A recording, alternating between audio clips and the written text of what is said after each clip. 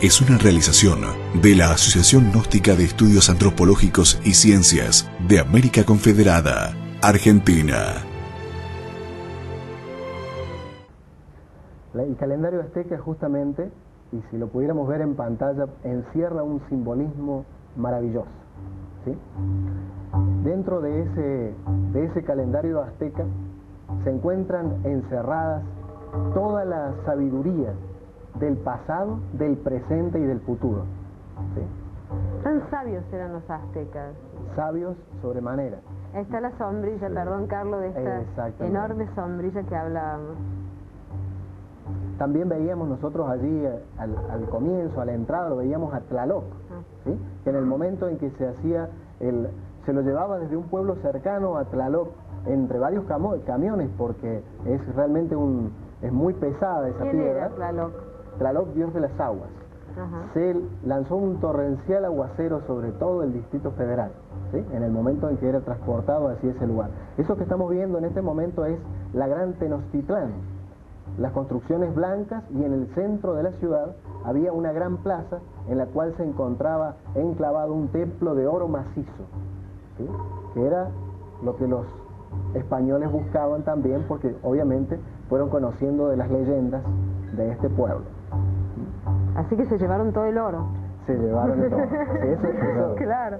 Eso ya lo sabemos. Y además, como defensa, ellos iban cubriendo sus monumentos y los transformaban en lomadas o en sierras, y bueno, y que posteriormente eran descubiertos. Gracias a Dios, ¿no? Sí. Que iban cubriendo todo esto bajo tierra. Sí. Claro. Encontramos nosotros también que aquí hay verdaderamente toda una cultura dentro de este museo antropológico, no solo de los aztecas, sino también encontramos de la cultura tolteca, chichimeca. Ahí tenemos el calendario. Y aquí tenemos el calendario azteca. Encontramos al centro a esa divinidad Tonatiuh, que representa a ese demiurgo creador del universo. A los costados vemos 4 rectángulos que representa la fecha 4 temblor, en la cual los aztecas dicen que terminaría la actual raza que puebla la faz de la tierra. Dentro de esos 4 rectángulos se encuentran el momento en que acabaron los 4 soles anteriores. Los aztecas dicen que nosotros somos los hijos del 5.º sol. El calendario azteca plantea que aquellos hijos del primer sol fue la humanidad que pobló la faz de la tierra hace 300 millones de años, cuando la tierra era protoplasmática. Si nosotros analizamos, por ejemplo, hoy la ciencia oficial está aceptando ya que los planetas primero, antes de llegar a esa densificación como la materia que nosotros conocemos, es una materia protoplasmática. La humanidad que poblaba en la faz de la Tierra en aquellas épocas también era protoplasmática. Vivía en lo que es hoy el casquete polar ártico. Dice que fueron devorados por los tigres y que se convirtieron en tigres. Viva representación en la doctrina de Anahuac de la sabiduría. Luego vienen los hijos del segundo sol. Dicen que los hijos del segundo sol, que también, al igual que los hijos del primer sol, eran andróginos divinos, fueron arrasados por fuertes huracanes y se convirtieron en changos, en monos, es decir, que degeneraron y finalmente perecieron. Esto iría en contra de la doctrina darwinista, que dice que el hombre viene del mono. En realidad la antropología gnóstica dice que el mono es la degeneración del mismo hombre. Cae al revés. Exactamente al revés. Los hijos del tercer sol nos dicen que fueron en aquel momento, que vendría siendo la raza lemúrica. Ya nos vamos acercando un poco más en el tiempo, aunque todavía estamos hablando de 18 millones de años atrás. Los lemures, que vivieron en lo que es el océano Pacífico, ellos perecieron por sol de lluvia de fuego y grandes terremotos. Hundieron la Lemuria, el continente Mu. Luego vienen los atlantes. Los atlantes el Atlántico. Exacto, que nos recuerdan al océano Atlántico, a Atlanteotl, nos recuerdan a Atlas.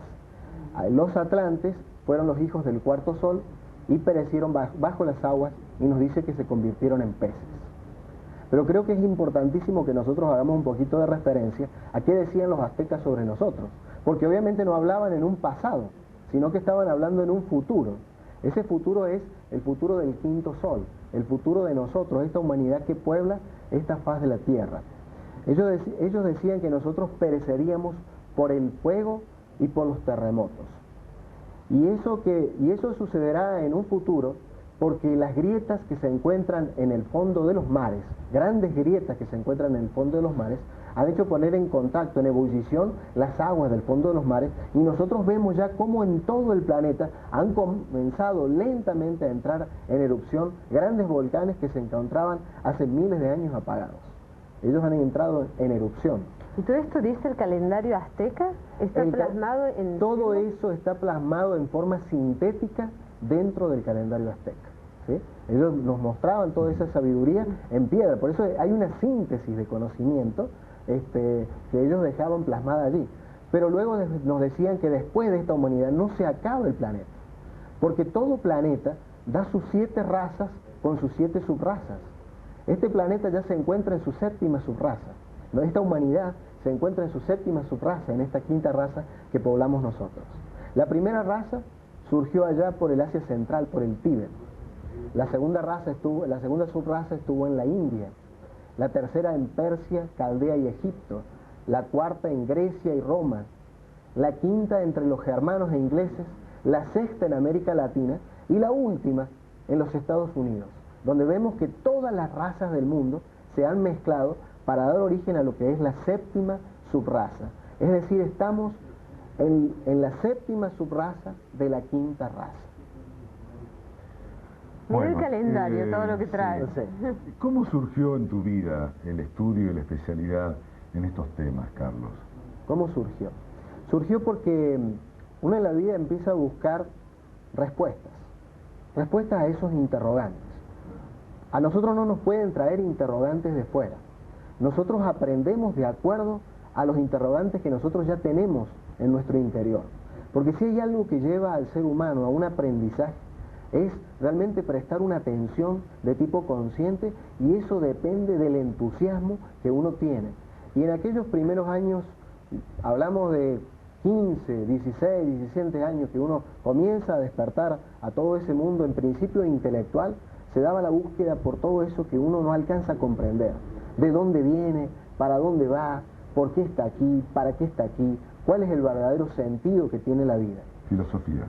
Exactamente, toda esa filosofía. Y encontramos en el conocimiento gnóstico y en la antropología gnóstica algo que nos llamó poderosamente la atención: la síntesis del conocimiento. Es decir, que podíamos encontrar aunado en un conocimiento aquello mismo que estudiaban en el Tíbet, en Egipto, en la India, en Grecia, en China, o también entre los aztecas, los mayas, los incas. Es decir, todas las grandes civilizaciones tenían ese mismo conocimiento. Podríamos decir... ¿De cuáles sos hincha? Bueno, diríamos que la cultura del Tíbet ha sido siempre la que más nos ha llamado la atención. Bueno, vamos a una pausa, en instante retornamos. Y seguimos con Carlos Gauna, antropólogo gnóstico. Bueno, estuvimos hablando de los aztecas, también hicimos mención de otras civilizaciones.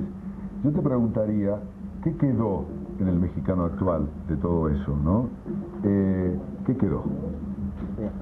Si nosotros observamos, la mayoría del pueblo... ¿Conoces México? Mexicano, sí, conocemos México. Estuvimos ahí en el 2000 justamente. Sí. La mayoría del pueblo mexicano es un pueblo azteca, pero de esa cultura ha quedado poco.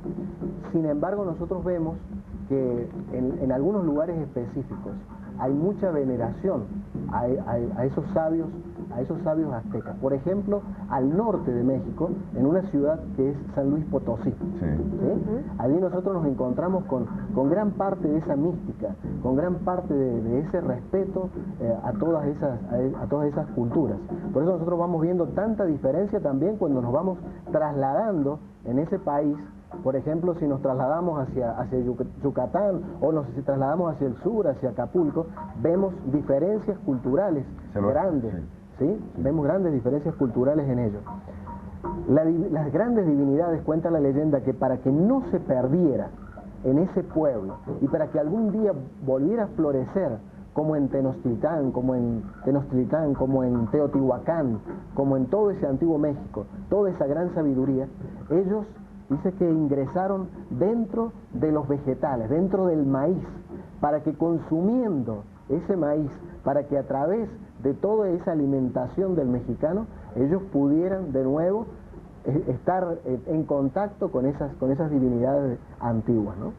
¿Tendría algo que ver la tortilla de maíz con esto? Seguramente. Típica en México, Claro, ¿no? típica. El mexicano no come tanto. No sé si les pasa a ustedes, yo en cada país siento un olor especial, ¿no? Sí. Y en México el olor es de la tortilla de maíz, ¿no? Ese es el olor típico de México para mí, el olor a tortilla de maíz, que es una comida habitual, se hacen los tacos con eso. Exacto. Claro, los típicos tacos. ¿Y qué pasa entonces brevemente con los mayas? Porque mencionabas la península de Yucatán, y sí se sabe que hay mayas viviendo todavía, hay descendientes directos de los mayas, sí, hay una gran civilización.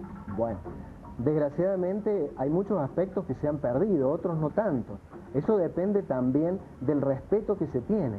Nosotros, por ejemplo, nos ha tocado estar con algunos personas que no son guías de turismo, pero que son artesanos, por ejemplo, o gente que ha vivido dentro de los predios donde se encuentran las pirámides o las figuras arqueológicas, han nacido allí y le tienen ese respeto. Sí. Ese respeto que con el tiempo se va perdiendo, ¿cierto? Que con la culturización ya llega a ser algo tan común y corriente. ¿Sí? Y contagian además al inmigrante, es decir, al que viene de afuera a vivir, lo contagian.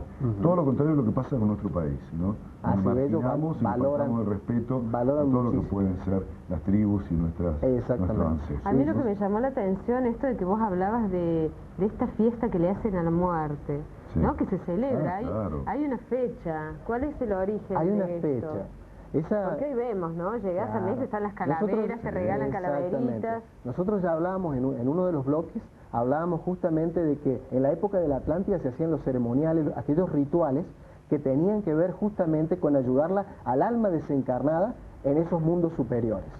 Pero si nosotros vemos la fiesta del Día de los Muertos o de los fieles difuntos, que lleva toda una preparación, que llevan rosarios, novenarios, ¿cierto? Que nosotros vemos ese pan de muerto que preparan, las calaveritas dulces y todo aquello, vemos que es totalmente distinto. En esa fiesta lo que se trata es de agasajar al muerto, es decir, traerlo hacia acá, ¿sí? Ellos se reúnen, nosotros a eso lo veíamos, ellos se reúnen dentro de los cementerios, en panteones comunes. Y llevan comida, llevan comida, bebidas. Eso que le agradaba al muerto, ¿sí? Por eso también ellos llevan todo eso que le agrada al muerto, y en sus casas tienen altares también que están perfectamente divididos en 3 zonas. En la parte superior del altar ellos conocen imágenes de Cristos, imágenes de vírgenes o de algún santo del cual es devoto la familia. En la parte central colocan todo lo que se relaciona con lo que le gustaba al muerto, es decir, las comidas, todo aquello que le gustaba. Y en la parte que eso se relacionaría con este mundo, ¿sí? Aquello con lo espiritual, esto con este mundo, y lo que se relaciona con el mundo soterrado, allí irían los panes, el pan dulce, el pan de muerto que le llaman ellos, las calaveritas de azúcar, las cañas, todo eso iría en la parte inferior.